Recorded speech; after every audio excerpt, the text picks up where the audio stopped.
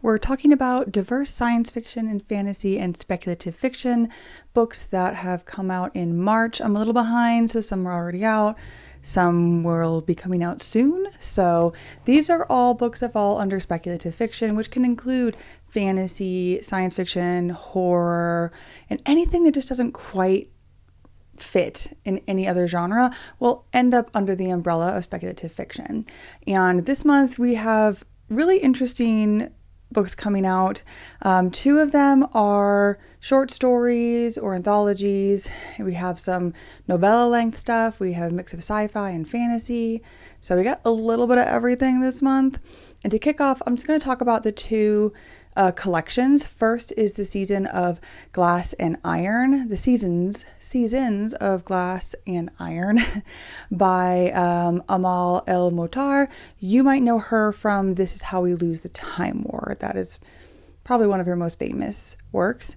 But this is a collection of Nebula, Hugo, and World Fantasy Award winning stories by her, and there's tales, there's letteries, there's diary entries and folk tales and reimaginings. You have a little bit of everything in this.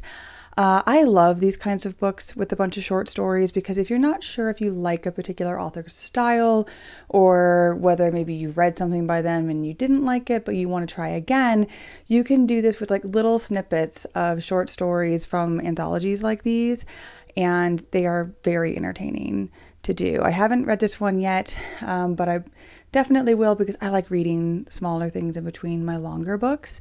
But this one is out March 24th. The other collection is River of Bones and Other Stories by Rebecca Roanhorse.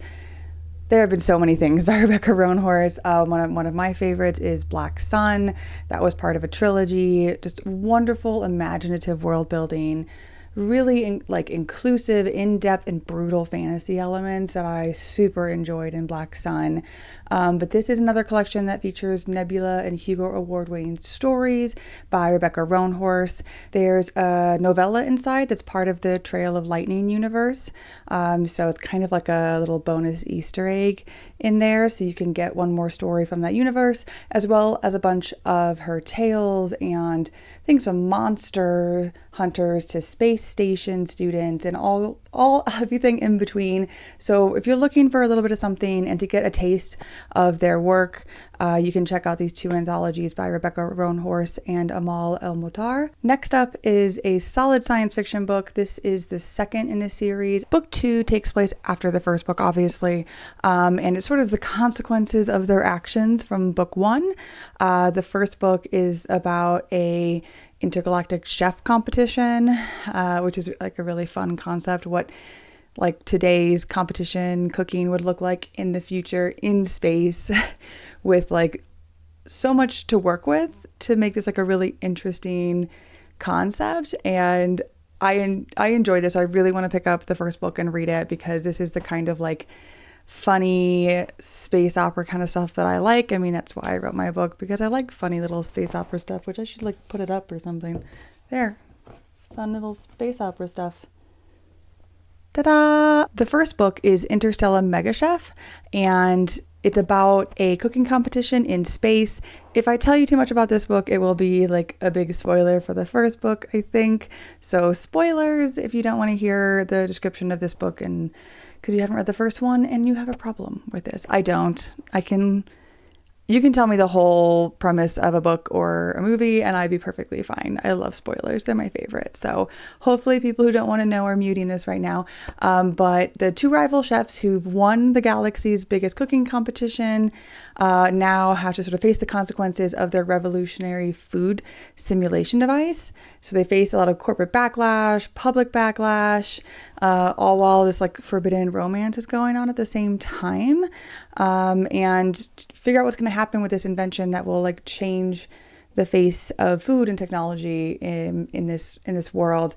So this is like a really solid science fiction, and it's definitely one of the things I like so much. So this is on my list. I do need to read the first one though, but it does promise culinary flair and a slow burn romance and all the sort of high stakes tension.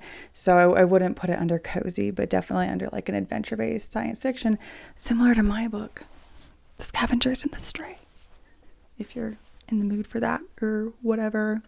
It's on Kindle Unlimited, FYI. Next up is, okay, so Shauna Maguire, if you are not familiar with her work, she has a number of very long series. And normally the books are almost like novella length or just not very long not very long novels.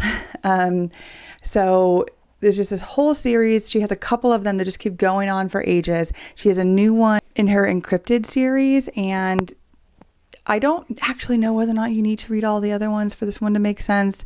Possibly yes, seeing as it's such a long series. But this book is called Butterfly Effect, and it's about a psychic predator has to face a trial on her homeworld after a crime that erased the mind of the man that she loves. So she has this really interesting hive mind, and she has to go back after erasing her loved one's memory, and needs the assistance of her family, and they're going to have to like cross dimensions and confront a telepathic hive mind to save her before her mind is erased forever. So very high stakes.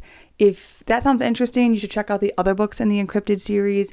Shauna Maguire also has a series that I really love called the Wayward Children series, and this is about like kids who somehow found themselves in like another dimension, in another world, and then return to the regular world and can't cope and end up at this school together. It's very good. I love the Wayward Children series. So I'll have to check out the Encrypted series. It's for fans of people who like urban fantasy or interdimensional adventure, if you like morally complex protagonists, and like a really strong family unit. This is kind of a great series for you to check out.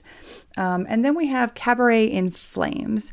This is by Hache Pueo, an alternate Brazil where vampiric ghouls rule the night and pull political strings from their decadent cabaret. A half-maimed doctor and a roguish ghoul team up to uncover the truth behind her mentor's disappearance. So this is a really interesting take on the idea of vampires. It definitely has a bunch of speculative vibes going in on it, and this is for anyone who likes Gothic horror with political intrigue and, again, morally ambiguous characters. It's like Interview with the Vampire meets Certain Dark Things. This looks super interesting. I'm definitely gonna pick this one up because I love genre mashing, and this feels like a genre mash. I could be wrong, but it feels like it, so I am going to pick this one up.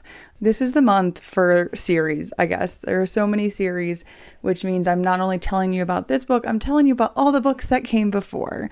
And in that same vein, we have The Dragon and the Sun Lotus by Amelie Wen Zhao. This one is already out, so you can check it out. However, it is the second in either a series or, again, a duology. I can't remember. But this is the sequel to The Scorpion and the Night Blossom, both of which have beautiful covers and like sprayed edges, like really beautiful books. But this is about a warrior princess who must unite fractured realms and embrace her hidden immortality to stop soul-devouring demons. I'm struggling to talk today. Soul-devouring demons, even if it means facing her demonic lover, whose mother is the Queen of Darkness. You can tell we're in book 2 of a series where like the stakes have gotten way high after they've discovered something about themselves. It looks absolutely gorgeous. I covered the first one back when it came out. I haven't had a chance to read them yet, but it promises like epic fantasy, forbidden romance, warring kingdoms, and high stakes battles with light and darkness. So it's has all the elements of things that I like. So again, my TBR is so long, and I keep saying I'm going to read all of these, and maybe someday I will actually read all of these books. That's just what I'm going to do when I got nothing else going on, I guess. But those are the main ones for March. There are so many, like the actual list is stupid long of how many. It's not even stupid. It's amazing. I'm glad that we have it. However, not all of them get the attention that they deserve, which is why I do this, is so these books by diverse authors or that feature diverse characters are on your radar to check out. You do have options. Read diversely, diversify your bookshelf, all of those things. If you want this kept somewhere, I have this list on my website. You can check out. I post them every month. So I'll be back with more diverse reads and speculative fiction for April, hopefully early in April. So you have enough time to get it and pre-order it, because pre-orders matter. Pre-orders matter. Pre-orders matter. Thanks. Bye.